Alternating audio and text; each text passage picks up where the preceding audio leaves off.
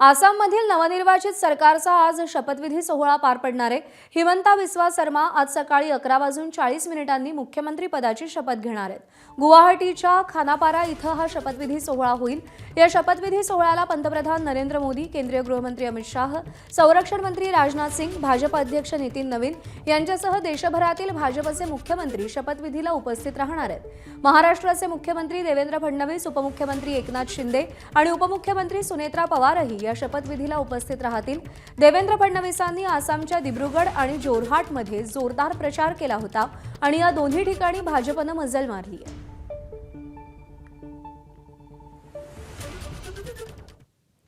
दरम्यान उपमुख्यमंत्री एकनाथ शिंदेंनी आसामच्या शपथविधीवर काय प्रतिक्रिया दिली आहे आपण पाहूया। आसामच्या जनतेला मनापासून धन्यवाद देतो। त्यांनी हिस्टॉरिक हॅट्रिक केलेली आहे आणि हेमंत बिस्वा शर्मा जींना दुसऱ्यांदा मुख्यमंत्री पदाची शपथ उद्या घेत आहेत।